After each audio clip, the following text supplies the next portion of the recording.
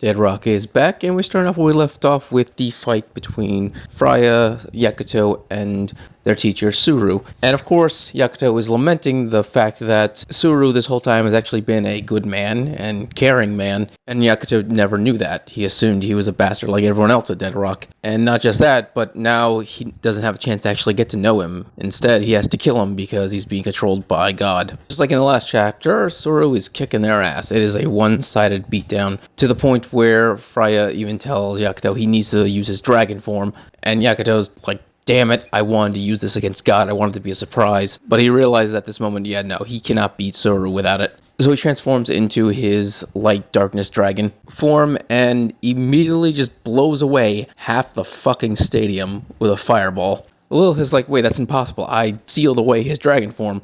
And God's like, oh, so it's a white dragon this time. That's fun. Once again, God is just unimpressed. He is just so far above everyone else, it does not matter to him. And crazy enough, after blowing away a portion of the stadium with his breath attack, it had zero effect on Suru. The man dodged it completely. And then he made his staff extend and grow, just like Sung Jin Yu does in the old legends. And he once again starts beating Yakuto's ass in his dragon form. I did not see that coming at all, because the vice principal immediately got folded as soon as Yakuto transformed into a dragon. The fact that Suru is this strong is amazing. Like, it was said in the last chapter that he qualified to be one of the 4 top teachers, but he just didn't want to play political games. But no, he's more than just one of the 4 top teachers. He's like the number 1 strongest character outside of God that we've seen so far. Suru is just built different. Freya then decides to give Yakuto an opening. She uses her fire to blast the back of Suru when he's focused on Yakuto.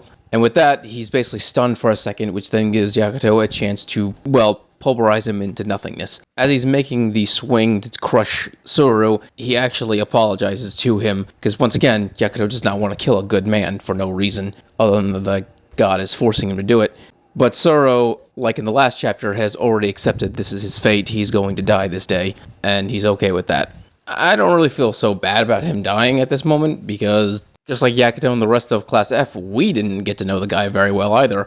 So this is kind of a weird chapter, because we should feel bad for him, but at the same time, we don't know him. And that's really the sad part, is that he's a character that should have had development. In fact, in the writing, they're saying this guy should have had development, but we're going to kill him off before then. It's a kind of a weird thing. And so, with Suru's death, Class F are declared the victors of the Dead or Alive festival. All the students and teachers cheer. It was a big event that everyone was happy to be a part of, even though so many people fucking died. God then does a somersault through the air, landing in the middle of the arena, screaming congratulations to both Yakuto and Fraja. He's being unnecessarily extra at this moment, but anyway, he congratulates the 2 of them, and he tells them, well, my original plan was to make the winner of this tournament be my assistant for an entire year, but I'm going to revoke that. And he's revoking it as a punishment because the 2 of them released all of Lao Zin's battle pets to try to interrupt the tournament, and he just can't let that slide. Freya and Yakuto are like, okay, that's fine. The truth is, Yakuto wants to kill God. He has no interest in just being his assistant for a year, so neither of them really cared that they didn't get the prize. On the other hand, God does point to Freya and say, you are the MVP of this tournament.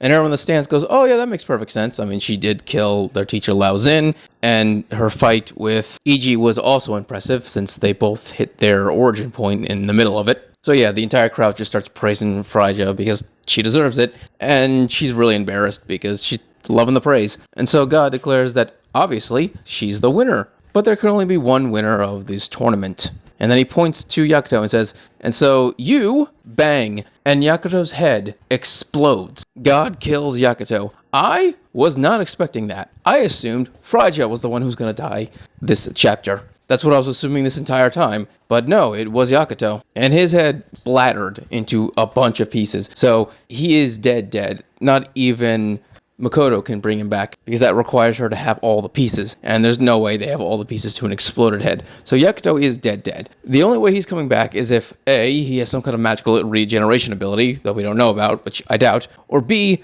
they're going to do some time travel in this series. And I have a feeling they're going to do some time travel, because if Yakuto's dead, the main character, the only way that makes sense is if the main character was a trick this whole time, like in Gurren Lagann, and we're transferring to the real main character, which is Frisia. I don't think that's going to happen. I think Yakuto is the main character, and everyone else is going to go back in time and basically save all of their friends that were killed.